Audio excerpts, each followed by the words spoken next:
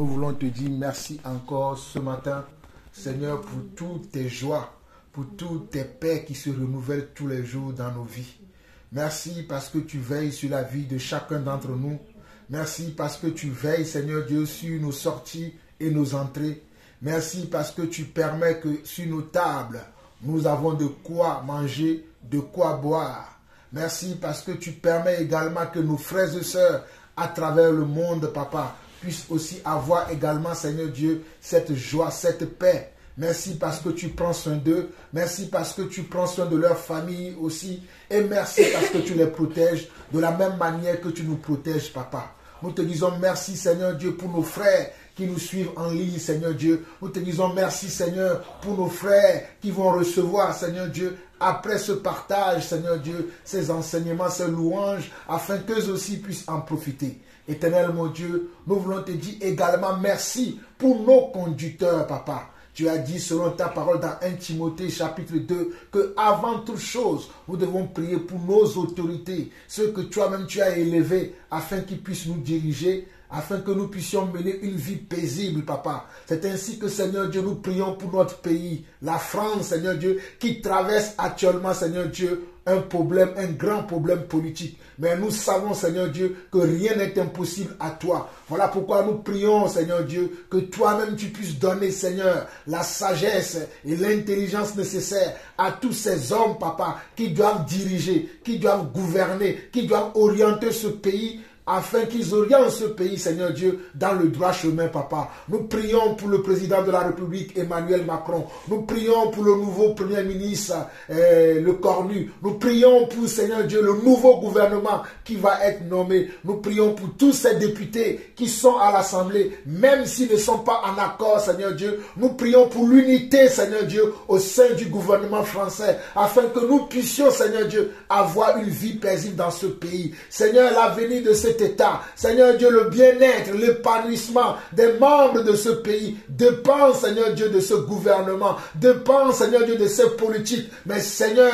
que la guerre qui est au milieu d'eux aujourd'hui, qui font qu'ils ne s'entendent pas, que chaque jour que nous écoutons les nouvelles ne sont pas bonnes. Mais Papa, nous savons que toi, tu peux toucher leur cœur. Nous savons que toi, tu peux les interroger afin qu'ils puissent, Seigneur Dieu, prendre les bonnes décisions pour ce pays. Voilà pourquoi, Seigneur Dieu, nous intercédons, Papa. Nous t'en supplions, Éternel, mon Dieu, touche leur cœur en faveur de ce pays. Touche leur cœur en faveur, Seigneur Dieu, de la population de ce pays. Éternel, mon Dieu, nous n'oublions pas également l'Union européenne. Nous n'oublions pas l'ONU. Nous n'oublions pas toutes les organisations internationales, Papa, qui politiquement, Seigneur Dieu, influencent, Seigneur Dieu, la politique de tous nos États. Afin, Seigneur Dieu, que leurs décisions, leurs choix, Seigneur Dieu, leur orientation, soit pour le bien-être des peuples, soit pour la joie dans les peuples, soit pour la paix dans les peuples, soit pour l'épanouissement des peuples.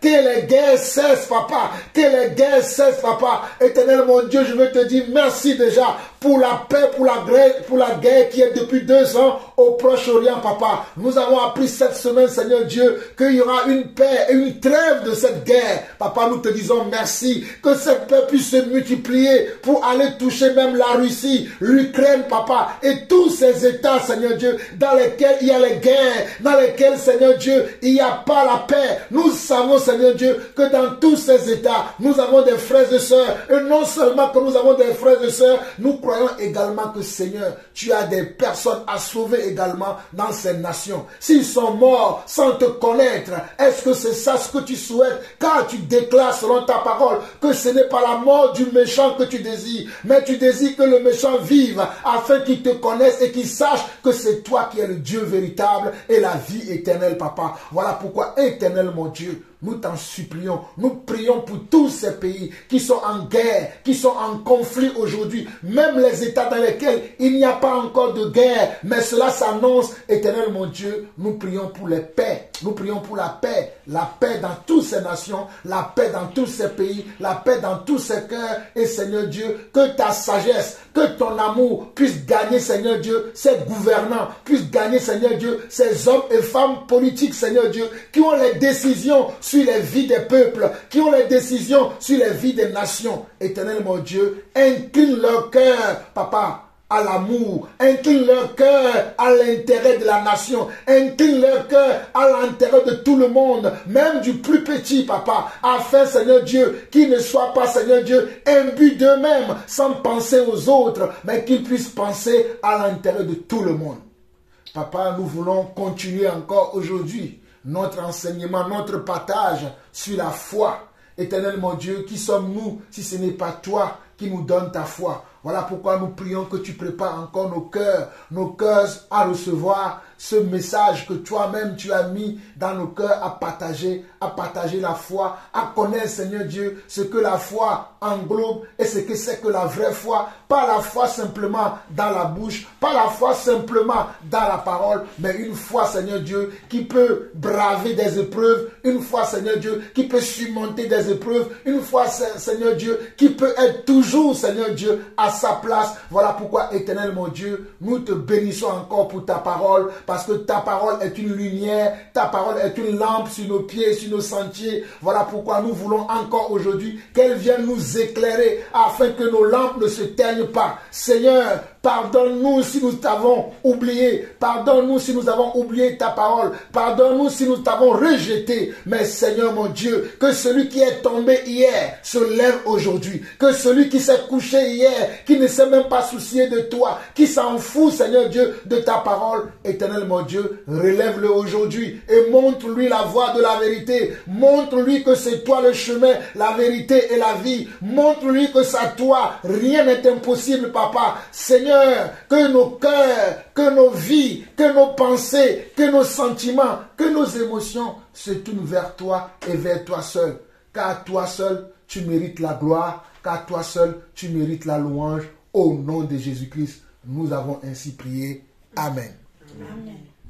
Car toi seul mérite la gloire, car toi seul mérite la louange, car toi seul mérite la gloire, car toi seul mérite la louange. Nous t'adorons, nous t'exaltons, vois ton visage, Seigneur, nous voulons. Oui, car toi seul mérite la gloire, car toi seul mérite la louange. Nous t'adorons, nous t'exaltons, vois ton visage, Seigneur, nous voulons. Oui, car toi seul mérite la gloire, car toi seul mérite nos louanges. Nous t'adorons, nous t'exaltons, vois ton visage, Seigneur, nous voulons. Car toi seul mérite la gloire, car toi seul mérite la louange. Nous t'adorons, nous t'exaltons, vois ton visage, Seigneur, nous voulons. Vois ton visage, Seigneur, nous voulons. Vois ton visage, Seigneur, nous voulons. Oui, vois ton visage, Yeshua, nous voulons. Vois ton visage, Yeshua, nous voulons. Oui, vois ton sang, Jésus, Seigneur, nous voulons. Vois ton sang, Yeshua, Seigneur, nous voulons. Oui, vois ta croix, mon roi, Seigneur, nous voulons. Oui, vois ta croix, Yeshua, Seigneur, nous voulons. Oui, vois ta croix, mon roi, Seigneur, je t'en prie. Vois ta croix, Seigneur, Seigneur, je t'en prie. Oui, vois ta croix, mon roi, Jésus, nous t'aimons. Oui, vois ta croix, Jésus, Seigneur, nous t'aimons. Oui, vois ta croix, mon roi,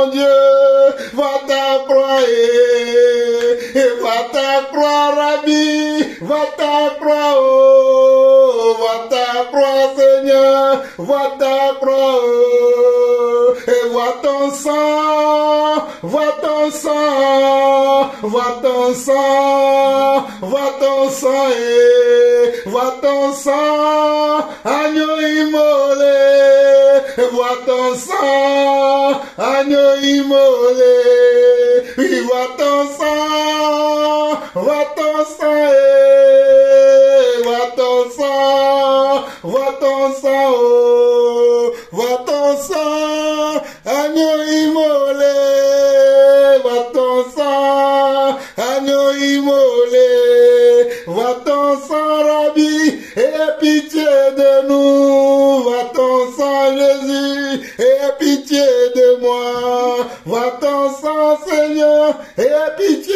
de nous, vois ton sang, Jésus, et pitié de moi, vois ton sang, et pitié, vois ton sang, et pitié, oh, vois ton sang de nage, vois ton sang, vois ton sang, vois ton sang, oh, vois ton sang, vois ton sang, vois ton sang, vois ton sang, oh.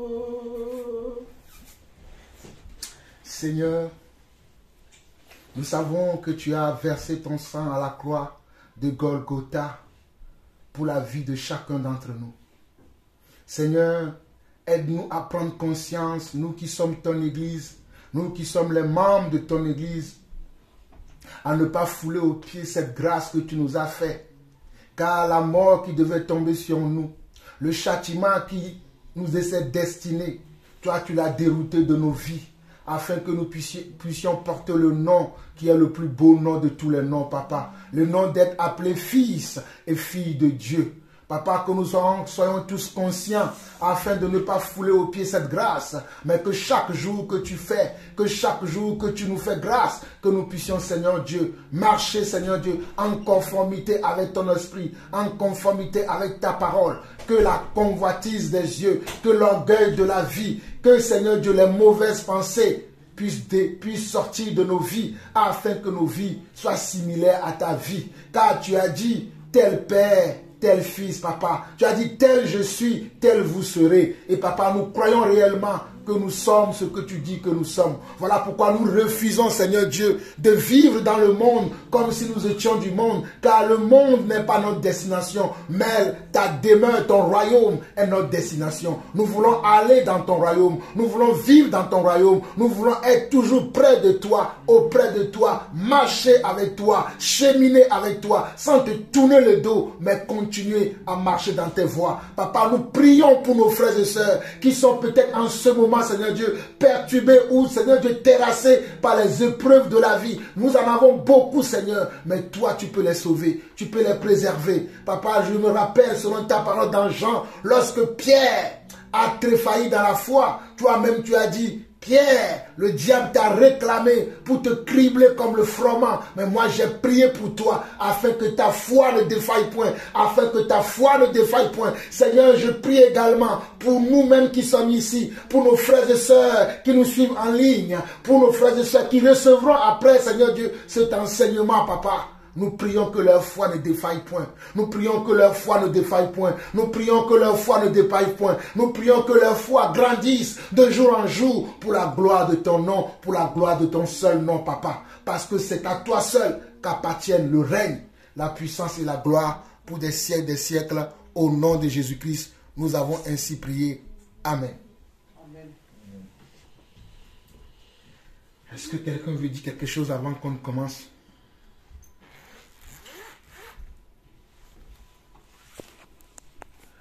À toi la gloire, à toi la victoire, pour l'éternité. À toi la gloire, ô ressuscité.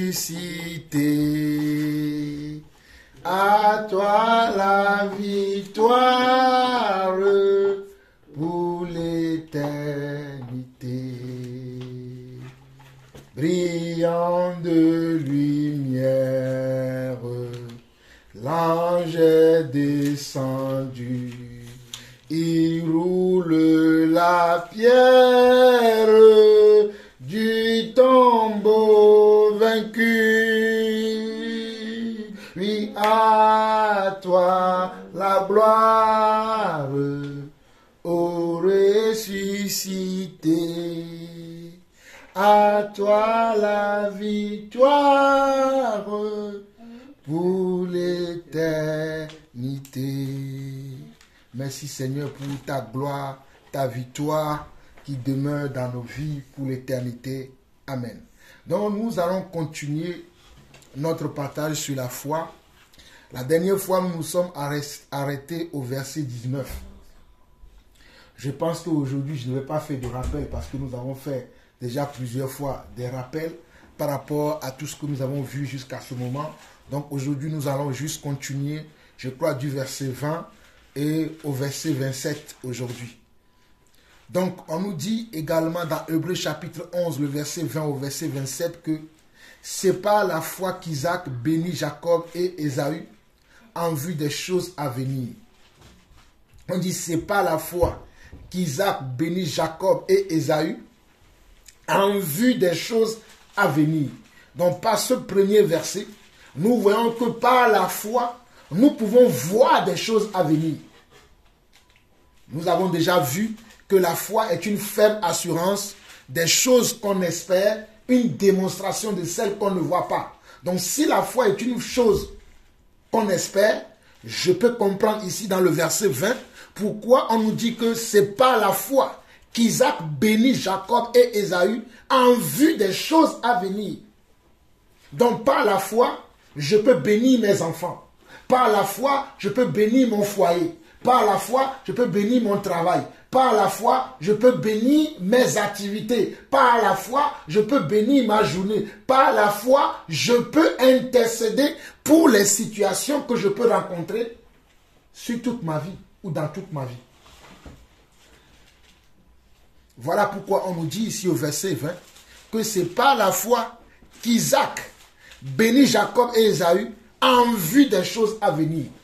Donc celui qui a la foi, ou bien celui qui marche par la foi, a une longueur d'avance toujours sur ceux qui n'ont pas de foi. Parce que la foi va te distinguer dans tes pratiques, dans tes façons de faire, dans tes manières de faire, même dans ta manière de parler, ta foi va te distinguer. Et si je continue au verset 21, on nous dit que c'est pas la foi que Jacob, mourant, bénit chacun des fils de Joseph et qu'il adora appuyé sur l'extrémité de son bâton. Waouh! On nous dit c'est pas la foi que Jacob, mourant, c'est-à-dire Jacob était sur un lit de mort. Il sentait que c'était sa dernière heure qu'il vivait sur la terre. Mais qu'est-ce qu'il fait? Il bénit chacun des fils de Joseph, son petit, comment? Il bénit tous les enfants de Joseph qui sont ses petits enfants. Et qu'il adora. Waouh! Et qu'il adora appuyer sur l'extrémité de son bâton. Parce qu'il n'arrivait plus à se tenir bien droit. Mais malgré la petite force qui lui restait, il s'est dit avec cette petite force, je vais encore adorer le roi des rois, le Seigneur des seigneurs, qui est Yeshua HaMashiach, notre Dieu. Donc ce ne sont pas les épreuves de la vie qui doivent nous arrêter dans nos moments d'adoration. Ce n'est pas les difficultés qui doivent t'arrêter dans ta manière de marcher avec Dieu. Parce qu'on voit que Jacob, mourant, on n'a pas dit Jacob vivant, mourant. Waouh!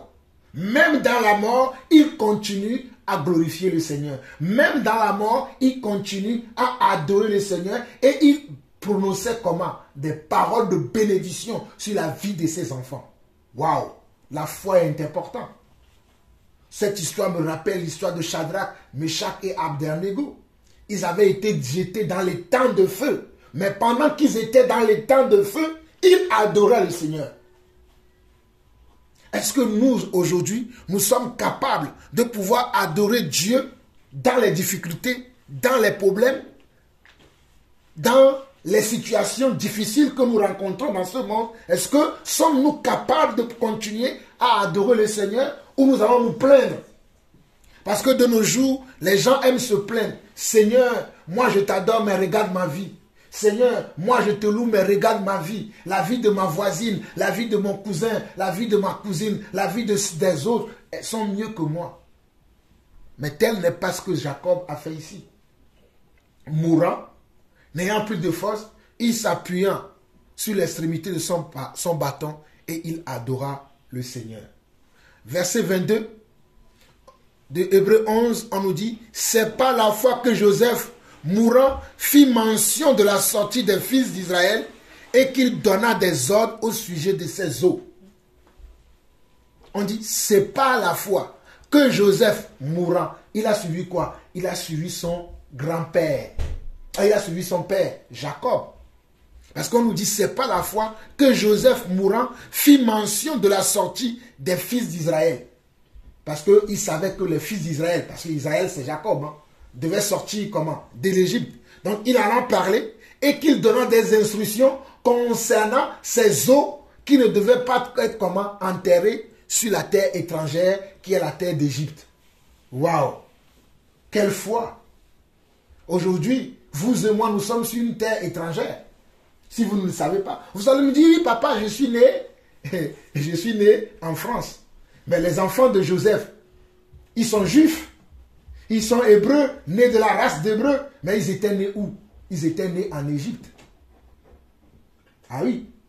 Les enfants de Joseph, vous les connaissez, Manassé, tout ça là. Ils sont nés en Égypte. Mais ils ne sont pas originaires de l'Égypte. Parce qu'aujourd'hui, vous savez, quand les gens nous rencontrent, nous, les Bantous ou bien nous, les Noirs, en France, on va te dire, tu es français, mais tu es de quelle origine? Voilà pourquoi Joseph n'a pas voulu que ses os soient enterrés sur la terre étrangère, qui est la terre d'Égypte, qui a pu comment qui les a accueillis pendant un temps. Mais il était conscient qu'il venait de quelque part, que sa destination finale, ce n'était pas là-bas. Même s'il sait éperdument qu'il avait une autre cité, qui est une cité qui est dans le ciel, qui l'entendait, mais il avait donné des ordres par rapport à comment on devait prendre soin de ses os, même si la vie le quittait. Quelle foi! C'est merveilleux, non? On continue, le verset 23. Le verset 23, on nous dit, verset 23 d'Hébreux 11, on nous dit que c'est pas la foi que Moïse, à sa naissance, fut caché pendant 3 mois par ses parents parce qu'il vit que l'enfant était beau et qu'il ne craignit pas l'ordre du roi. Je relis encore. On nous dit dans Hébreux 11, le verset 23, que c'est pas la foi que Moïse, à sa naissance, fut caché pendant 3 mois par ses parents parce qu'il vit que l'enfant était beau et qu'il ne craignit pas l'ordre du roi. Pour vous rappeler, je sais que vous connaissez un peu cette histoire, mais pour vous rappeler l'histoire, c'est que à l'époque où Moïse était né, il y avait un décret royal qui disait que tous les mâles, c'est-à-dire tous les enfants masculins qui devaient être nés à cette époque-là, devaient être comment? Devaient être tués. C'est-à-dire si tu étais une femme qui était enceinte, parce qu'à l'époque le monde n'avait pas évolué, il n'y avait pas l'échographie. Donc, si tu étais enceinte étant une femme et que le jour où tu accouches, tu vois que ton enfant c'était un enfant garçon, tu devais le tuer toi-même ou tu devais l'amener au roi pour que le roi le tue. Mais la mère de Moïse ou bien les parents de Moïse, quand Moïse était né, ils ont regardé tellement la beauté de l'enfant qu'ils ont dit non, celui-là, nous n'allons pas le tuer et nous n'allons pas le donner au roi. Ils l'ont caché. Mais qu'est-ce qui les a poussés à faire ça?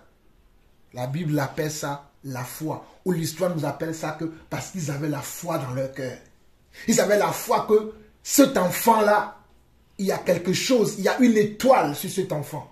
Il y a une grâce particulière qui se repose sur la vie de cet enfant. Il y a une puissance, il y a une main qui est sur la vie de cet enfant. Nous n'allons pas l'occulter la vie. Nous n'allons pas le donner pour qu'on le tue. Ont-ils bien fait? Oui, moi je dirais qu'ils ont bien fait. Ce n'est pas Moïse que le peuple avait été comment? Libéré plus tard. de la mère de Pharaon. C'est pas Moïse que nous avons reçu la loi de la Torah, les 10 commandements. C'est pas Moïse que nous avons reçu toutes les lois hébraïques que nous voyons dans Lévitique, Nombre et Deutéronome. C'est pas qui? C'est pas Moïse que nous les avons reçus. S'il avait tué, est-ce que Moïse pouvait accomplir tout ça? Donc ses parents avaient une vision. Donc la foi fait que nous pouvons avoir une vision au-delà de ce que nous voyons comme ça à l'œil nu. Parce qu'on nous dit bien, le verset 23 nous dit bien, c'est pas la foi que Moïse, à sa naissance, fut caché pendant 3 mois par ses parents. C'est-à-dire pendant 3 mois, cet enfant a été caché, loin de la vue des gens. Mais dans cette histoire-là, il y a une histoire qui est cachée. Au fait, par la foi aussi, tu dois cacher ta vie. Ah oui. Ce n'est pas parce que tu as la foi que tu vas dire, comme j'ai la foi, je peux aller partout, rien ne va m'arriver. Est-ce que vous avez vu cela? Ah oui, parce qu'il y avait un décret royal qui existait à cette époque-là. Si ces parents-là se sont dit, oh, parce que nous avons la foi, nous allons laisser Moïse vivre, nous allons laisser Moïse, notre fils qui est garçon, mal, nous allons le laisser dans la maison, même si les gens passent, ils vont voir que dans notre maison, il y a un garçon. Qu'est-ce qui allait se passer? On allait tuer comment? On allait tuer Moïse. Mais qu'est-ce qu'ils ont fait? Ils l'ont caché pendant 3 mois. Ça veut dire que si Moïse pleurait, on mettait, je ne sais pas, un panier pour que ces bruits ne puissent pas aller alerter les voisins. Ça veut dire que s'il y avait un voisin qui rentrait dans leur maison, il cachait Moïse quelque part. D'ailleurs, il est écrit qu'ils l'ont caché pendant 3 mois. Le temps que l'enfant puisse être comment? Capable de pouvoir manger autre chose. Et quand les 3 mois sont finis, qu'est-ce qu'ils ont fait? Nous allons le lire plus tard. Quand les 3 mois sont finis, ils l'ont encore amené ailleurs pour sauver sa vie. Donc, mes amis, ce n'est pas parce que nous avons la foi que nous ne devons pas faire attention à notre vie. Ce n'est pas parce que nous avons la foi que nous devons laisser, parce que supposons que Dieu te montre qu'il y a telle personne qui te veut du mal. Bon, toi tu dis j'ai la foi. Alors Seigneur, j'ai la foi, je vais aller. Et même s'il me fait du mal, rien ne va m'arriver. Non. C'est parce que tu as la foi que Dieu t'a montré d'avance que fais attention à Apollinaire. Fais attention à Rémi. Fais attention à Mamadou. Mamadou peut atteindre à ta vie. Mais toi, tu vas dire gaillardement, oui, moi j'ai la foi, je vais aller. Même si Mamadou me touche, je n'aurai rien. Non, ce n'est pas comme ça. Parce que ce n'est pas la foi que Dieu t'a divinement averti. On dit que ce n'est pas la foi que Dieu a divinement averti Noé à l'époque. Que voilà, il y aura la destruction de la terre. Mais est-ce que comme Dieu a averti Noé, Noé a dit, bon, je ne vais rien faire.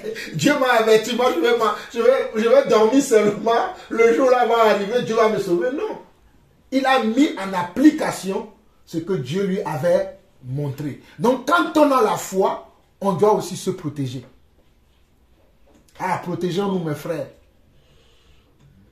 Protégeons-nous mes frères et sœurs. Aujourd'hui, les gens ne se protègent plus. Parce qu'ils se disent, j'ai la foi, j'ai la foi. Oui, tu as la foi, mais ta foi doit te permettre de te protéger. De ne pas te laisser et à la merci de tout le monde, que chacun puisse faire de toi ce que toi tu ne veux pas. Donc par ta foi, tu dois te protéger. Tu dois te laisser protéger par la foi. C'est parce que Dieu t'a révélé que voilà, il y a telle personne qui te veut du mal, que ben, peut-être il peut t'empoisonner. Tu dis, oh, il est écrit dans Marc 16, Marc 15, verset 16, il est écrit que si nous mangeons ou si nous buvons quelque breuvage mortel, cela ne nous fera pas du mal. Mais Dieu t'a prévenu à l'avance que si tu vas rencontrer Rémi et que Rémi t'invite à manger, ne mange pas. Ben oui, c'est ça aussi la foi. Mais toi tu vas dire non, comme c'est écrit que si nous mangeons quelque nourriture empoisonnée, nous serons comment? Nous ne serons pas morts, je vais manger quand même. Non, ça ce n'est pas la foi. Ça c'est la folie. Il y a une différence entre la foi et la folie. La foi c'est que Dieu va te prévenir. La foi c'est que Dieu va te mettre à cœur comment? Et une pensée. Il va, il te prépare, voilà. Pour que tu saches que par là où tu vas passer là, tu vas avoir des obstacles, tu vas avoir des barrières, mais contourne-le de cette manière-là. mes amis, nous voyageons souvent, nous prenons souvent la route. Vous allez voir que sur la route, c'est marqué déviation. On met un panneau pour que tu puisses prendre une route. C'est parce que sur la route, il y a un trou. Mais si tu te dis, bon, ils ont mis déviation, mais moi je vais quand même y aller, qu'est-ce qui va t'arriver? Soit tu vas tomber dans un trou avec ta voiture, soit on va t'arrêter, on va dire, tu ne peux pas avancer, retourne. Donc qui perd le temps? C'est toi. Donc Dieu, pour t'éviter de perdre le temps, Dieu, pour t'éviter que tu tombes dans le panneau, il te dit, fais attention à telle personne. Ne marche pas avec telle personne. Quand tu es avec telle personne, suivez tes arrières. Suivez. Oui. Ah oui, ce que je dis, moi, ça me parle. Ça me parle. Je ne sais pas si ça vous parle, vous, mais moi, ça me parle parce que je sais que parfois, par la foi, on se dit, oh, j'ai la foi, je peux. Non. La foi, c'est que Dieu aussi peut te préparer à ne pas aller dans certains endroits, à éviter certaines choses. C'est ça aussi, la foi. Donc, n'oubliez pas, la foi évite. La foi se cache. La foi est sage. Voilà, la foi est sage. Merci Elisheva. La foi est sage. Et si nous continuons au verset 24 d'Hébreux 11, on nous dit, c'est par la foi que Moïse, devenu grand, refusa d'être appelé fils de la fille de Pharaon. Mais avant qu'il ne devienne grand, après ces 3 mois-là, si nous suivons Exode, on va voir que ses parents l'ont mis dans un panier et ils l'ont déposé sur comment? Sur la mer, et ils ont prié au Seigneur, sauve sa vie. Et qu'est-ce qui s'est passé? Moïse s'est retrouvé dans la maison de Pharaon. Et en se retrouvant dans la maison de Pharaon, comme on nous dit ici au verset 24, on nous dit que c'est pas la fois que Moïse, devenu grand, refusa d'être appelé fils de la fille de Pharaon. Parce que c'est la fille de Pharaon qui a recueilli Moïse. Et qu'il a amené comment? Dans sa famille. Donc Moïse a grandi dans une famille royale. Moïse qui n'était pas un prince devient comment? Un prince d'Égypte. Bon, comprenez, Moïse est un prince d'Israël. Son roi était le roi d'Israël qui est l'Éternel des armées. Mais en se retrouvant dans la maison de Pharaon, il n'était plus prince d'Israël, mais il était devenu prince d'Égypte. Et dans cette maison-là, il y avait des privilèges. Ah oui, oui, oui. Moïse pouvait se lever le matin. Il y avait des serviteurs et des servantes à sa portée qui pouvaient lui apporter le thé, qui pouvaient lui apporter les céréales, qui pouvaient lui apporter le chocolat, qui pouvaient lui apporter les tartines, à tartiner au bord de son lit. Hein? Si vous voulez manger le riz ce matin, ce matin, moi, je fais comme ça. Même. Et le serviteur ou la servante venait. Ah, prince, tu veux manger quoi? Oh, ce matin, moi, je veux manger des omelettes. Et on lui faisait ça. Mais on dit que non, Moïse a refusé ça. Si c'est nous là, on va dire, on m'appelle dans le palais de Buckingham là, ou comment là, oui, c'est Buckingham, le palais de Londres là. Ah, on m'appelle là-bas, je vais aller m'asseoir, je vais profiter. Depuis que moi aussi je voulais, je vais aller m'asseoir. Mais tel n'est pas le cas de Moïse. Moïse a refusé d'être appelé prince d'Égypte. Il a refusé les privilèges. Donc la foi fait que tu peux avoir un certain nombre de privilèges, mais par ta foi, tu refuses ces privilèges-là. Tu refuses ces choses-là. Et c'est à ce niveau de foi que Dieu veut nous amener. En fait, au travers de l'histoire de Moïse, Dieu veut nous faire comprendre que par la foi, nous avons l'opportunité, nous avons le privilège de pouvoir refuser comment? Certains avantages dans le monde des affaires, on appelle ça des avantages. Parce que tu sais, vous savez, quand tu veux signer un contrat, on dit souvent que dans le contrat, il y a les avantages du contrat. Ça dit, bon, il y a le ticket restaurant, il y a les chèques vacances, il y a les chèques, les bons d'essence, tout ça. Ça fait partie des avantages du travail. Mais il y a des gens qui disent, non, moi je ne veux pas. Je ne veux pas tout ça là, c'est bon, moi mon salaire me suffit. Donc c'est la même chose que Moïse a fait. Moïse a dit simplement, si je peux avoir la vie ici, c'est bon.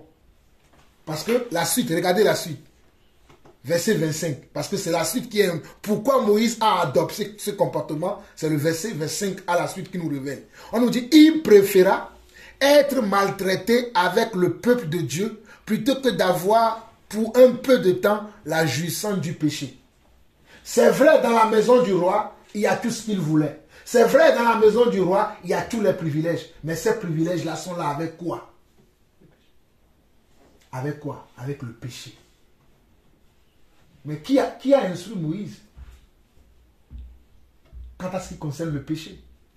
Puisque Moïse a quitté sa famille. Après 3 ans, après 3 mois, il a quitté sa famille. Je ne pense pas que sa famille a pu lui enseigner les voies de Dieu. Mais comment Moïse lui-même sait que en étant dans la maison de Pharaon, en étant dans la famille de Pharaon, s'ils vivaient comme eux, ils allaient participer à leur péché. Parce qu'il avait la foi dans son cœur. Voilà pourquoi Dieu dit que j'écrirai comment? Mes lois dans vos cœurs. Personne ne dira plus à son concitoyen comment? Suis Dieu. Dans le cœur de tout un enfant ou bien de toute créature de Dieu, il y a la parole de Dieu. Certains décident de croire, d'autres décident de ne pas croire. Donc on voit ici au verset 25 que, verset 25 et verset 26, que il dit, je vais lire hein, Hébreux 11, verset 25, verset 26, qui dit, il préféra être maltraité avec le peuple de Dieu plutôt que d'avoir pour un temps la jouissance du péché.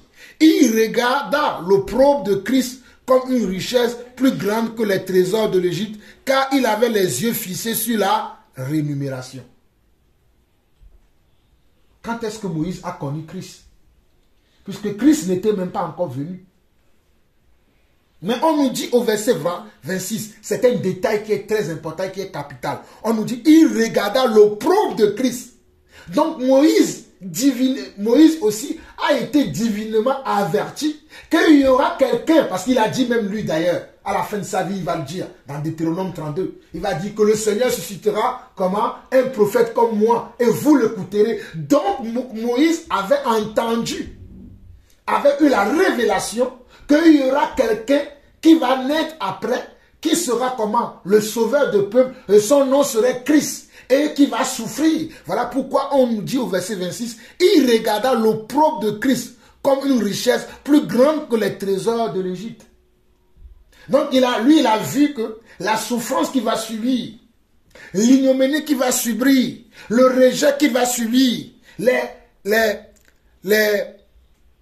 injures,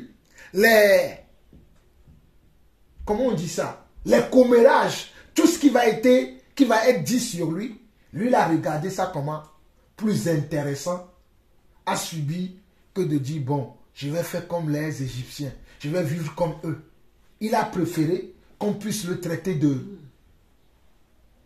entre guillemets, hein, de n'importe quoi, qu'on puisse le brimer, qu'on puisse le torturer, peu importe ce qu'on va lui faire, il a tout accepté.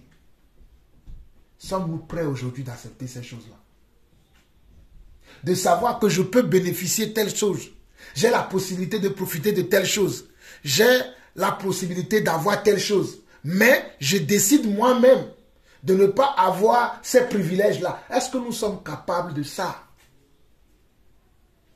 Parce que c'est ça la vraie foi. Ne nous trompons pas.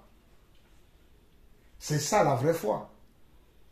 Est-ce que nous sommes capables de subir les remontrances? Ah oui, c'est peut-être entre vous deux, toi et ton frère, vous êtes en train de vous quereller. Après, il y a maman qui vient ou bien il y a papa qui vient, qui dit, hey, qu'est-ce qui se passe? Et normalement, ce n'est pas toi qu'on devait gronder, c'est l'autre qu'on doit gronder. Mais on te gronde. Est-ce que tu vas fermer ta bouche ou bien pour dire, bon, je ne vais pas, ou bien tu vas dire, oh non, comme des fois j'entends certains, oh non, maman, c'est lui qui a fait ci, c'est lui qui a fait ci, pourquoi tu me grondes? Bon, vous allez me dire, bon, ça c'est facile. Mais imaginez-vous, dans un pays, dans une nation, ou dans une situation où vous avez vraiment raison. Souvent, en général, ces choses-là se passent dans le domaine professionnel. Ça se passe peut-être même au sein de vos familles, de nos familles. Tu vas avoir raison d'une situation, mais ton frère ou ta soeur ou telle personne va dire non, moi je ne suis pas d'accord avec ce que tu dis. Pourtant, c'est toi qui as raison. Est-ce que tu auras le recul pour dire bon, je ferme quand même, je garde quand même ma bouche fermée. L'avenir nous dira. Oui, c'est vrai. Je parle pour moi aussi. Des fois, on veut toujours montrer que non. La meilleure solution là, c'est moi qui viens de le trouver. Des fois, il faut juste, tu as dit. Mais on a fait comme si on ne t'a pas entendu. Mais laisse tomber. Laisse tomber. Tu n'es pas obligé de vouloir forcer pour qu'ils acceptent. Quand tu veux forcer qu'ils acceptent là, tu deviens dictateur. Et d'ailleurs, tu vas saouler les gens. On va dire, mais c'est quoi son problème? Pourquoi il nous fatigue avec ça? Tu as parlé, ils n'ont pas écouté. C'est bon, tu laisses tomber. C'est ça ce qui se passe ici. Parce qu'on nous dit que, je relis et je vais m'arrêter au verset 27. Je vais m'arrêter au verset 27, comme ça nous allons commenter. Hébreux 11, verset 24 au verset 27 dit, c'est par la foi que Moïse, devenu grand, refusa d'être appelé fils de la fille de Pharaon. Il préféra être maltraité avec le peuple de Dieu plutôt que d'avoir pour un peu de jouissance le péché. Il regarda l'opprobre de Christ comme une richesse plus grande que les trésors de l'Égypte, car il avait les yeux fixés sur la rémunération. C'est par la foi qu'il quitta l'Égypte sans être effrayé de la colère du roi, car il se montra ferme comme voyant celui qui est invisible. Pour commenter ces quelques petits 3 versets à la fin de laquelle nous allons terminer aujourd'hui le partage d'aujourd'hui, on voit que Moïse, devenu grand, il refusa de rester dans les privilèges qui sont dans la maison de Pharaon.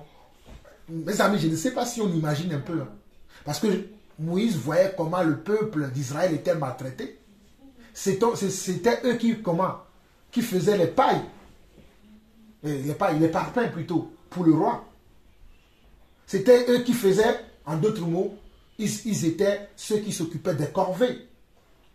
Tous les corvées qu'il y avait dans le royaume, c'était comment? Les enfants d'Israël qui s'en occupaient. Mais Moïse a préféré aller vivre avec les enfants d'Israël en faisant des corvées que de rester dans la famille royale, où il y avait les privilèges, où il peut y avoir des servantes à sa disposition, des serveurs à sa disposition. En guillemets, aujourd'hui, les gens qui aiment les belles femmes, je pense que dans ce royaume-là, il devait y avoir aussi des belles femmes, tout ça là. Mais Moïse a refusé ça. Pour aller être maltraité avec avec le peuple juif. Et dans la maltraitance, un jour, voyant que il y a un de ses frères qui est maltraité par un Égyptien, Moïse va faire quoi? Il va prendre sans défense. Il va vouloir les séparer dans leur intercation. Malheureusement, l'Égyptien va perdre la vie. Et qu'est-ce que Moïse va faire? Par la foi encore, il va fuir. Parce qu'on nous dit au verset 27, on nous dit, verset 27 dit, c'est par la foi qu'il quitta l'Égypte, sans être effrayé de la colère du roi, car il se montra ferme comme voyant celui qui est invisible. Donc par la foi, il se montra ferme. Il a vu que l'Égyptien là faisait quelque chose de mal. Par la foi, il a parlé. Il a même agi. Donc la foi aussi agit. La foi n'est pas là et juste simplement j'ai la foi et n'agit pas. Voilà pourquoi notre frère Jacques nous dira dans le livre de Jacques chapitre 3, toi qui dis que tu as la foi dans la bouche, j'ai la foi, eux on ne voit pas les œuvres de ta foi, moi je te montrerai ma foi par mes œuvres. Donc la foi a besoin aussi des œuvres. Et l'œuvre de la foi de Moïse, c'est que Moïse a vu l'injustice, il a parlé, il a agi. Que faisons-nous aujourd'hui en face de l'injustice? Quelle est notre attitude, nos comportements aujourd'hui en face de l'injustice? Nous savons bien que ça, ou cela, ou ceci est une injustice. Mais nous disons, oh, comme ce n'est pas... Bon, peut-être nous ne le disons pas ouvertement, hein, mais nous disons simplement, comme ce n'est pas chez moi que ça se passe, c'est pas grave. Comme ce n'est pas à moi que ça arrive, ce n'est pas grave. Est-ce que nous faisons ça? Tu vois quelqu'un, supposons que tu sors dans la rue, tu vois quelqu'un qui se fait agresser, quelle doit être ta réaction? Tu dois aller au secours de la personne. Mais des fois, il y a des gens qui vont passer. Tant que ce n'est pas moi, je passe mon chemin. Mais tu oublies que la même personne qui agresse cette personne-là aujourd'hui, demain peut t'agresser toi aussi. Donc si tu as pris la défense de ton voisin là aujourd'hui, tu vas empêcher cette personne-là de pouvoir agresser les gens. Voilà pourquoi la Bible dit dans le livre de Corinthiens que au lieu de considérer nos propres intérêts, que chacun considère les intérêts d'autrui. Souvenez-vous de l'histoire que Yeshua nous a rencontré, que Jésus nous a rencontré, l'histoire du bon samaritain. On nous dit qu'il y avait un homme, un grand commerçant qui avait été agressé par les voleurs dans la rue. Et l'homme gisait au sol, il y avait le sang, tout ça, il gisait au sol. Il y avait un sacrificateur qui est passé par là. Oh, comme nous aujourd'hui les chrétiens. Oh, je vais à l'église, je vais aller chanter. Moi, je suis un serviteur de Dieu. La chorale m'attend, et mes frères m'attendent. Je dois donner le sermon. Je dois aller enseigner aujourd'hui. Je n'ai pas le temps. Il a passé à côté de cette personne. On nous dit, il y a un lévite. Les lévites, ce sont ceux qui aident les sacrificateurs dans le temple. Lui aussi, il a dit, ah, le travail m'attend dans le temple. Je ne peux pas m'arrêter. Mais on a dit un samaritain. Pourquoi on a dit un bon samaritain? Parce que les samaritains étaient considérés comme des païens. Étaient considérés comme des gens qui n'ont aucun égard pour Dieu. Mais la Bible l'appelle le bon samaritain. Et quand le bon samaritain, lui, il est passé par là, il voit l'homme par terre, il pouvait aussi passer son chemin. Puisque lui aussi, il allait quelque part, qui était important pour lui. Mais qu'est-ce qu'il a fait? Il s'est arrêté. Il a ramassé la personne. Je ne sais pas si c'est son âne qu'il avait, ou son cheval, ou son chameau. Il l'a mis dessus. D'abord, il lui a fait les premiers soins. Et après, il l'a amené vers un auberge. Pour que la personne puisse prendre soin de lui. Et il a déposé de l'argent. Il a dit, prenez ça. Peut-être ça va suffire pour les soins que vous allez lui faire. Mais si ça ne suffit pas, ne vous inquiétez pas. À mon retour, je passerai par là et je vais vous redonner le surplus que vous aurez à dépenser pour s'occuper de cet homme-là. Et quelle est la question que Jésus a posée? Il a dit, entre tout ce qui s'est passé là, en racontant cette histoire, qui a été le prochain de cet homme-là? Et les apôtres ont dit quoi? Le bon samaritain. Donc vous allez dire que être prochain, c'est pas simplement que c'est quelqu'un que tu connais. Hein. Donc nous devons être tous le bon samaritain dans notre vie. C'est-à-dire sur notre parcours, nous voyons quelqu'un, il faut savoir. Vous savez, je vais vous raconter une histoire. Un jour, pendant que je parle là, ça m'est revenu. J'étais en voiture et je passais, je vois que quelqu'un était sur le côté et je voyais son pneu crevé. Quand je passais, il y a quelque chose qui m'a dit, attends, peut-être tu peux l'aider parce que moi j'ai souvent des trucs de crevaison dans ma voiture, tout ça là. J'ai dit non, je pense que ce jour-là, j'allais chercher David, tout. Je sais plus quoi j'allais faire ce jour-là. Je suis passé. Et je suis parti. Mais arrivé un peu plus loin, je sentais dans ma conscience que non. Pourquoi au moins tu aurais pu attendre si la personne te dit que non, il a appelé son assurance. C'est vrai qu'ici en France, que tu aurais pu demander. Et qu'est-ce que j'ai fait? Tout de suite dans la voiture, j'ai dit pardon Seigneur. J'ai failli, peut-être il y avait quelque chose à faire là. Peut-être vous allez me dire ça n'a rien à voir avec ça. C'est ça au fait. Parce que cet homme-là, sur la route ce jour-là, était comment? Était mon prochain. Mais j'ai passé mon chemin, disant dans ma tête que, parce que quand la pensée m'est venue, j'ai dit, oh, de toute façon, il a une assurance. L'assurance, oui, c'est ce que je me suis dit. Dans ma tête, je me suis dit, non, il a une assurance. L'assurance va venir, ils vont l'aider. Ben, pourquoi moi je vais perdre mon temps? D'ailleurs, moi aussi, j'ai la même assurance. Des assurances 0 km où, vous savez, on a eu plusieurs fois. C'est vrai que depuis certaines années, on n'a plus de panne parce que nous avons changé de voiture. Mais quand on avait nos voitures avant là, vous savez comment on tombait souvent en panne. Et l'assurance, donc je me suis dit ça. Mais dans ma conscience, il y a quelque chose qui m'a dit, tu aurais pu. Peut-être, parce qu'il y a des gens qui ont des assurances, mais qui n'ont pas des assurances avec, vous savez, toutes ces choses que nous avons là. Ils prennent juste le minimum. Et que peut-être là-bas, là, il a besoin vraiment de l'aide. Donc, nous devons comprendre, nous tous, que nous devons être les voisins des autres. c'est-à-dire le bon samaritain, en toute situation. Ne nous disons pas simplement que nous allons être le bon samaritain pour nos familles. Parce qu'il y a des gens pour être le bon samaritain dans sa famille, waouh, dans la famille, tout le monde parle bien de lui. Oh, tu cherches Nadine, oh, elle peut te faire ci, elle peut te faire ça, elle peut te faire ceci. Mais quand tu la rencontres dans la rue, elle te voit, elle passe son chemin. Tu n'es pas vraiment un bon samaritain. Puisque Jésus dit, si vous faites du bien à des personnes qui vous font du bien, à quoi cela vous est? À quoi vous êtes différent des autres? Donc toi, ta différence va se voir que tu fais la même chose, que ce soit pour ta famille, que ce soit pour les autres, tu fais la même chose. Au fait, tu n'as pas d'égard de personne. Tu ne juges pas selon l'apparence. Ah oui, comme lui, ou comme elle est de ma famille, il a besoin de 20 euros, je vais lui donner 50 euros. Est-ce que dans la rue, quand quelqu'un va te demander 2 euros, tu seras capable de lui donner 5 euros ou 10 euros? Alors tu vas dire, oh, lui, ce n'est qu'un petit Romain. Oh, ils ne font que demander de l'argent. Tu vas lui donner que peut-être 20 centimes. C'est un comment? Un mauvais jugement. Voilà pourquoi on nous dit au verset 27 où nous finissons que c'est pas la foi qu'il quitta l'Égypte sans être effrayé de la colère du roi, car il se montra ferme quand on voya celui qui est invisible. Donc nous devons voir celui qui est invisible pour que dans certaines situations, nous pouvons et que nous agissons de la bonne manière en étant les bons samaritains des personnes que nous rencontrons. Ça peut être les gens de nos familles, hein. Ça peut être les membres de nos familles, ça peut être nos camarades de classe, de lycée, ça peut être les collègues de travail, ça peut être aussi des gens que nous ne connaissons ni d'Adam ni d'Ève. Mais, chemin faisant, on rencontre quelqu'un dans une difficulté, qu'est-ce qu'on doit faire? On doit l'assister. Et on assiste la personne. On l'assiste de la bonne manière.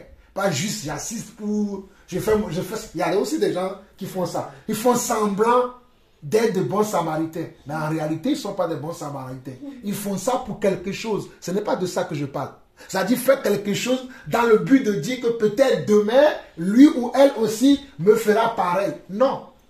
Parce que dans le cas de l'histoire que je vous ai raconté du bon samaritain, le bon samaritain ne connaissait pas ce marchand-là. Il ne devait plus se revoir à un endroit. Mais si toi tu fais, tu dis, ah, au fait, je vois la personne, elle habite de l'autre côté. Peut-être un jour, moi aussi, je vais aller sonner là-bas. Je vais dire, tu sais, aujourd'hui j'ai telle chose. Ah, si, il dit, souviens-toi, moi je t'ai aidé l'autre jour. Mais non, c'est pas ça. Vous rigolez, mais il y a des gens qui font comme ça. C'est vrai, vous rigolez, mais il y a des gens qui agissent comme ça. Ils se disent, parce que si je l'aide, lui aussi va m'aider. Bon, maintenant, je ne suis pas en train de dire que si nous aidons quelqu'un, que si la personne a la possibilité de nous aider nous aussi un jour, qu'il ne le fasse pas. Mais non. Mais notre motivation ne doit pas être, je dois le lui faire, parce qu'un jour aussi, lui aussi, il va me le rendre. Donc voilà ce que je peux dire par rapport à cette dernière partie de l'enseignement. Donc nous allons nous arrêter là pour aujourd'hui et je vais vous écouter. Je ne sais pas si vous... Donc, je vous écoute si vous avez des questions, des rajouts. Je vais écouter, comme ça, on va voir ensemble. Salut tout le monde, ceux qui nous suivent en ligne.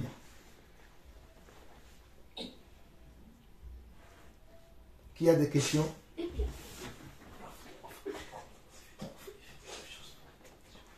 Parle fort, mon ami, tu dis quoi? Oui, toi? Oui.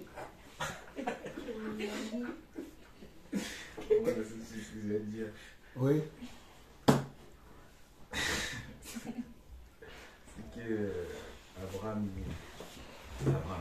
C'est que Moïse, Oui. Au moment où il part d'Égypte, là, Oui. sur le verset.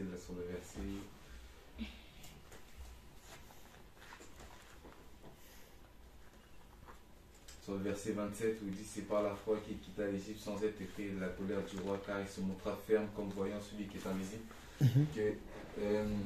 Il est semblable à Corneille à ce moment-là. Où en fait il fait la volonté de Dieu sans savoir exactement qu'est-ce qu'il fait. Ce qu'il fait. C'est pour ça que dans ce verset-là on dit qu'il se montra ferme comme voyant celui qui est invisible. Parce qu'à ce moment-là il n'a pas de preuve de ce qu'il fait, il mène à quelque chose. Et c'est après qu'il a cette conviction-là, qu'il voit que Dieu est là, Dieu existe quand il voit le buisson ardent. Donc on comprend que la foi, elle ne vient pas forcément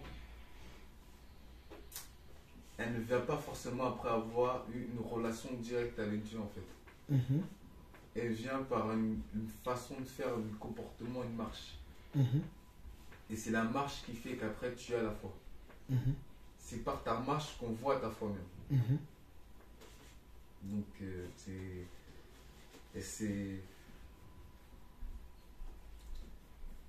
nous qui connaissons Dieu et qui marchons avec Dieu.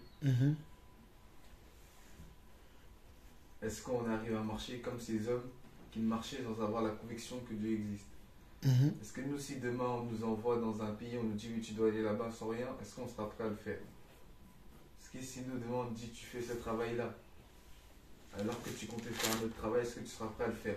Est-ce que si demain on dit oui, tu dois te marier avec cette personne-là, mais tu n'as pas cette conviction-là, est-ce que tu es prêt à le faire? Alors qu'on est censé savoir qui est Dieu, nous.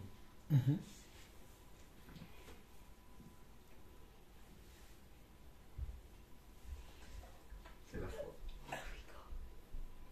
En d'autres mots, David nous dit que la foi nous amène à prendre une série de décisions dans notre vie. Comme il a donné des exemples. Il a dit, si par exemple tu veux te marier, mais ce n'est pas la personne auquel tu attendais, mais Dieu te dit, ben, marie-toi avec cette personne. Peut-être la personne là ne remplit aucun de tes critères. Mais Dieu te dit, ben voilà, moi c'est la personne que j'ai pour toi. Est-ce que tu vas aller le marier ou pas? C'est vrai, aujourd'hui on va dire oui, je vais. Hein. Mais croyez-moi, quand vous êtes en face de la situation, c'est pas de l'eau à boire. C'est pas facile, tu vas dire, oh, moi c'est pas ça la personne que j'attendais. Peut-être j'attendais une personne de couleur jaune, mais maintenant Dieu me donne quelqu'un qui est de couleur noire. Mais comment je vais faire? Et puis il n'a pas la beauté que je veux, parce que vous savez que, vous allez rigoler, mais aujourd'hui, on marche beaucoup par affinité, ou bien par beauté. Ah, il est beau, pas l'apparence, voilà, mais c'est le mot. Voilà, on est attiré par l'apparence. Ah oui, il est beau, il est jovial, il est gentil. Mais toutes ces choses-là ne sont pas le fruit de l'esprit. Hein. C'est vrai, vous allez me dire, ah, les parents de Moïse, ils ont vu que Moïse était beau. Oui, mais eux, ils ont vu quelle beauté? Ils ont vu la beauté de son cœur. Parce que je vous ai montré que Moïse n'avait pas été enseigné. Mais dans la maison de Moïse, dans la maison de Pharaon, il refusa de faire les mêmes pratiques qui se faisaient là-bas. Il préférait aller vivre comme les Hébreux. Ça veut dire qu'il avait foi en Dieu. Donc son cœur n'était pas pareil. Donc la beauté dont les parents parlaient, même s'il y avait aussi la beauté physique, il y avait d'abord la beauté du cœur. Donc si nous voulons être bons, regardons d'abord le cœur. Ne regardons pas l'apparence, parce que l'apparence est souvent trompeuse. L'apparence, et croyez-moi, l'apparence est souvent trompeuse. Ne basez pas vos choix sur l'apparence. Oh, il est mignon. Oh, il vient d'une bonne famille. Oh, et ils sont ceci, ils sont cela. Alors, leur famille, c'est connu. D'ailleurs, vous savez, vous allez rigoler, mais nous avons une famille qui est connue. Nous, là, nous. La famille, là, au sol. C'est une famille qui est connue. C'est une famille dans laquelle il y a des riches, il y a des intellectuels, il y a des savants. Donc ça peut vous donner un certain orgueil. Ah ben moi je viens de la famille là au sol. Mais ça ne veut rien dire. Tu dois être comment? Tu dois être humble. Voilà pourquoi la Bible dit également, l'humilité précède la gloire et l'orgueil précède la chute. C'est pas parce que tu viens d'une famille, en guillemets, populaire, une famille connue, que tu vas monter sur tes chevaux. Oui, quand même, je suis quand même, je suis un prince, moi. Mais on ne mange pas ta principauté chez nous. Hein. Ah oui. Bon, il faut respecter les gens. Il faut respecter. Au fait, il faut qu'on ait dans la tête qu'on doit toujours respecter autrui. Et comme David dit, bon, pour ne pas trop monopoliser la parole, parce que ce que David, au fait, veut nous faire comprendre quand il a intervenu, c'est juste pour nous dire que la foi va nous faire prendre des décisions des fois, qui vont aller à l'encontre de nos expectatives. C'est ce que David veut nous dire.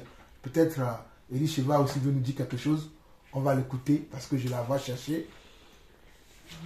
Non, je crois que ce que David voulait dire aussi, c'est le passage qui dit « Montre-nous ta foi ». En fait, la foi va avec les œuvres. Les actes que tu poses peuvent te prouver que tu as la foi, mais ta foi peuvent fait à ce que tu poses des actes. Il y a deux sens. Il y a celui qui vit et qui pose des actes de tous les jours suite à sa foi, et il y a celui que par la foi, ça lui pousse à poser des actes. Tout à fait. C'est ces deux choses-là. Tout à fait, tout à fait. Corneille, c'est ses actes. Des actes, il est passé à la foi. Comme Moïse. Comme Abraham. Et tu as ceux qui par la foi, comme les apôtres, donc sous la grâce, tu les verras beaucoup plus sous la grâce. Ces personnes qui par la foi ont posé des actes. Mais dans l'ancienne alliance, tu vas souvent voir le sens inverse. Tu vas voir les actes qui ont démontré leur foi. C'est pour ça que Corneille même, surtout les apôtres. Parce que Corneille avait la révélation comme un enfant de Dieu de l'ancienne alliance. On était comme un juif en fait. Alors que c'était un païen. C'est pour ce qui a surpris Pierre. Parce que les actes qu'il a posés étaient les actes de foi. Voilà. De ceux qui connaissaient la Torah, sauf que lui, il était païen. Voilà. Mais il vivait comme s'il était un juif. Et c'est ça que je trouve qu'il décrit avec Moïse. Quand il dit comme si voyant déjà l'invisible. Alors que il a rien vu encore. C'est pour ça que la Bible dit dans Luc, je crois que c'est Luc 18, quand le Seigneur reviendra, trouvera-t-il la foi sur la terre? N'oublions pas ça. Hein. Quand le Seigneur reviendra, il ne va pas chercher des églises. Hein. Il ne va pas chercher des gens qui font des miracles. Il ne va pas chercher des gens qui font des spectacles. Il ne va pas chercher des gens qui savent bien parler. Il ne va pas chercher des gens qui savent bien prier. Mais il va chercher les gens qui ont la foi. Et le Seigneur revient pour chercher les gens qui ont la foi. Comme nous parlons de ça, je vais lire un passage là, mais le passage va s'interpréter lui-même. C'est ce que David, tu as dit, et je crois que c'est ce que Elisheva aussi a dit. On nous dit dans Jacques chapitre 2 à partir du verset 14. Écoutez, hein, parce que ça, je n'ai même pas besoin d'interpréter, parce que les versets s'interprètent elles-mêmes. Jacques 2 à partir du verset 14 dit, « Mes frères, que sert-il à quelqu'un de dire qu'il a la foi? S'il n'a pas les œuvres, cette foi peut-elle le sauver? » Il continue. « Si un frère ou une sœur sont nus et manquent de la nourriture de chaque jour, et que l'un d'entre vous leur dit, allez en paix, chauffez-vous et rassasiez-vous, et que vous ne leur donniez pas ce qui est nécessaire au corps, à quoi cela sert-il? » Verset 17. Il en est ainsi de la foi. Si elle n'a pas les œuvres, elle est morte en elle-même. Mais quelqu'un dira, toi tu as la foi, et moi j'ai les œuvres. Montre-moi ta foi sans les œuvres, et moi je te montrerai la foi par mes œuvres. Tu crois qu'il y a un seul Dieu, tu fais bien. Les démons le croient aussi, et ils tremblent. Veux-tu savoir, ô homme vain, que la foi sans les œuvres est inutile? Abraham, notre père, ne fut-il pas justifié par les œuvres lorsqu'il offrit son fils Isaac sur l'autel? Tu vois que la foi agissait avec ses œuvres et que par les œuvres, la foi fut rendue parfaite. Ainsi s'accomplit ce que dit l'Écriture.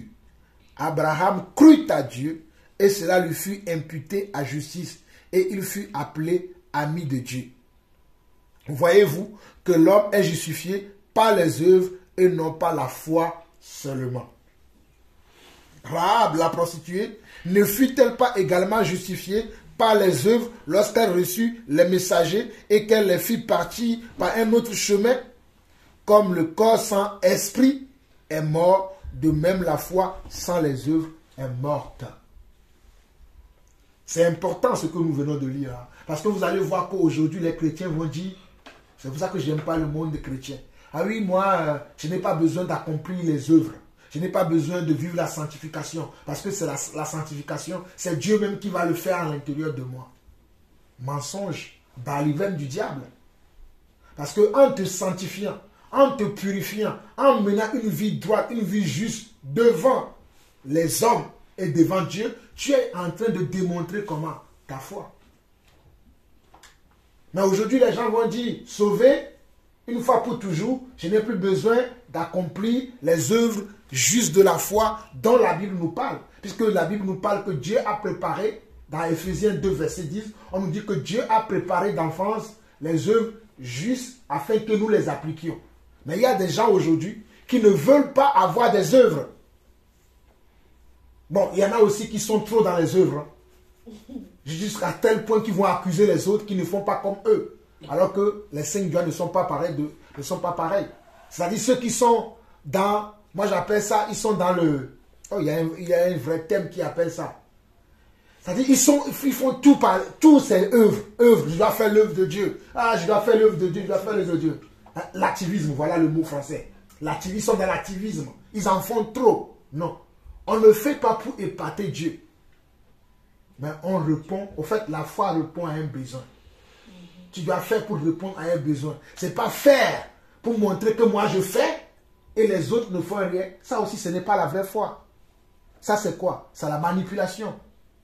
C'est l'hypocrisie. Parce que tu le fais dans le but de séduire. Tu ne le fais pas dans le but d'accomplir la volonté de Dieu. Puisque la Bible dit également que nous devons faire attention qu'il y a des séducteurs qui sont rentrés dans l'église. Donc nous ne devons pas être aussi des séducteurs. Nous devons être comment? Comme on a vu tout à l'heure dans Jacques 2. C'est-à-dire montrer par nos œuvres que nous avons la foi. Comme Jacques a dit que si une soeur ou un frère sont nus, il manque de nourriture, tu ne vas pas dire simplement allez en paix, le Seigneur pourvoira. Bon, tiens, moi j'ai 3 manteaux, toi tu n'en as pas, tiens, je te donne un manteau.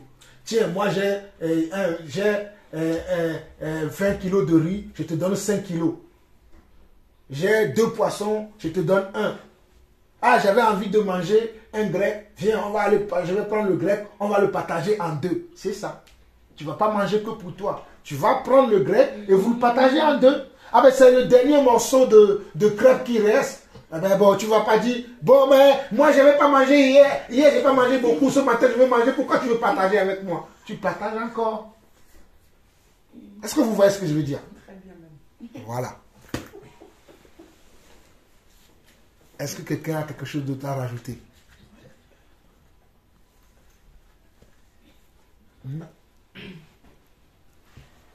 S'il n'y a pas quelque chose d'autre à rajouter, prions encore.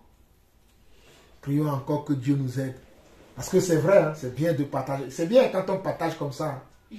Mais tout de suite, on va sortir de là. Nous allons avoir une occasion pour mettre en pratique ce que nous avons appris. Est-ce que nous allons réussir ou pas?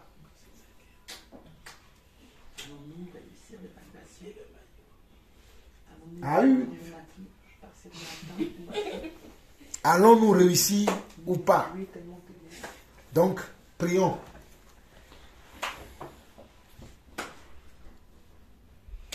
Bienvenue Saint-Esprit.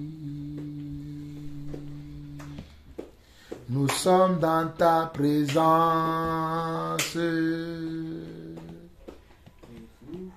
Prends nos cœurs pour bien t'accueillir.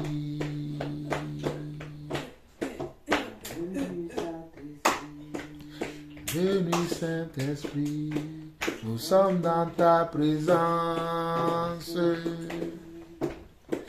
Nous ouvrons grand nos cœurs pour bien t'accueillir. Tu es de l'eau vivante, fontaine éternelle,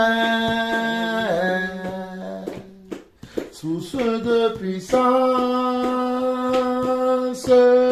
viens prendre le contrôle. Oh, bienvenue Saint-Esprit.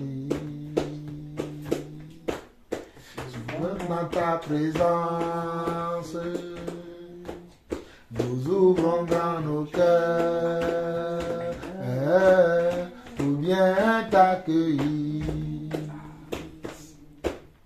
Tu es de l'eau vivante,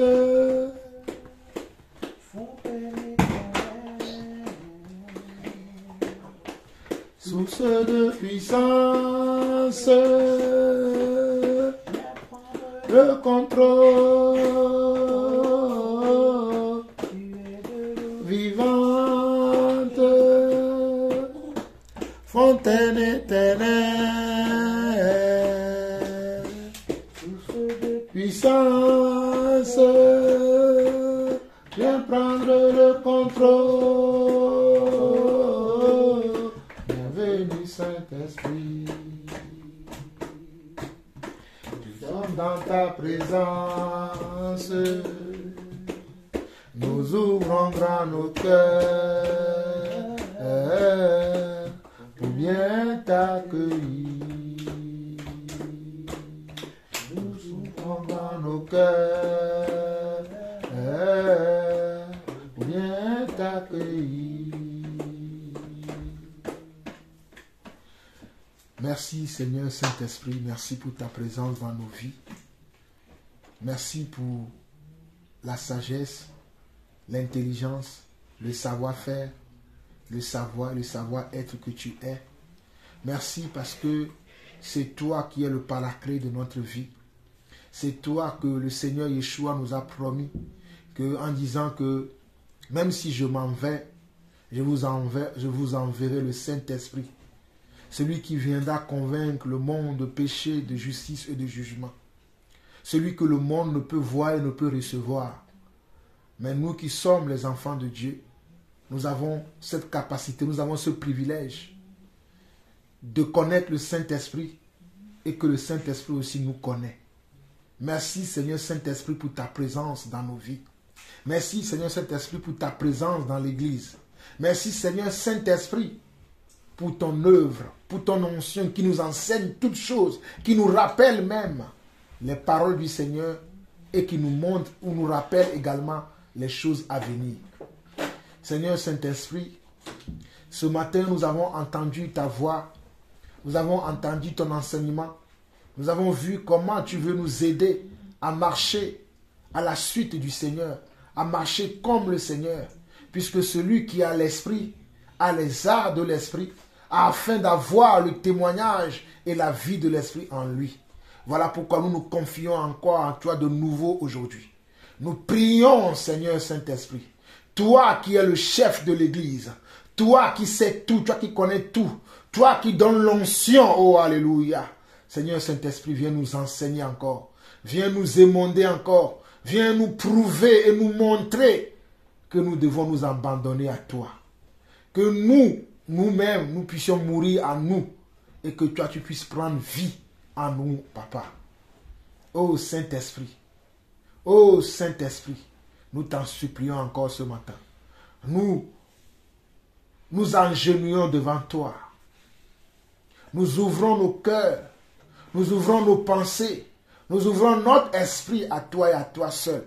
Que tout ce qui n'est pas de toi, que tout ce qui est de l'hypocrisie puisse quitter nos vies. Tout ce qui est du mensonge, tout ce qui est de l'orgueil de la vie. Oh, ces choses que toi, Seigneur Saint-Esprit, tu n'aimes pas, mais qui sont encore en nous, qui nous empêchent de vivre la vraie foi, qui nous empêchent d'être des enfants de Dieu excellents, qui excellent dans les dons et les grâces de Dieu.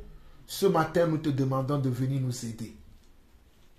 Ce matin, nous t'appelons au secours. Au secours, Saint-Esprit. Au secours dans nos pratiques. Au secours dans nos visions. Au secours dans nos rêves. Au secours dans notre onction, Papa. Oh Saint-Esprit. Oh Saint-Esprit. Prends pitié et aide chacun d'entre nous à être là où nous devons être, Papa. Certains d'entre nous, nous devons être déjà en classe supérieure. mais nous sommes toujours en classe inférieure. Certains d'entre nous, nous devons déjà voir et parler, mais nous sommes incapables de voir et de parler. Certains d'entre nous sont devenus sourds, muets et aveugles, alors que nous devons voir, parler et agir. Nous t'en supplions aujourd'hui. Viens nous aider. Viens aider tout un chacun d'entre nous. Et viens nous révéler là où nous sommes tombés, afin que nous puissions nous repentir et nous relever de là où nous sommes tombés et marcher dans les voies droites du Seigneur. Seigneur Saint-Esprit, merci pour la vie de tout un chacun d'entre nous. Merci pour la vie de ton Église. Merci pour ton Église que toi tu bâtis et que les séjours des morts ne prévaudront pas contre elle, Papa. Car c'est toi qui bâtis. Voilà pourquoi tu bâtis nos vies. Et voilà pourquoi nous sommes dans ton Église, l'Église véritable, que le monde ne peut voir et ne peut recevoir, mais que toi seul, tu connais. Papa, merci, parce que tu connais chacun d'entre nous. Tu prends soin de chacun d'entre nous. À toi seul la gloire, l'honneur et la puissance pour des siècles. Au nom de Jésus-Christ, nous avons ainsi prié. Amen.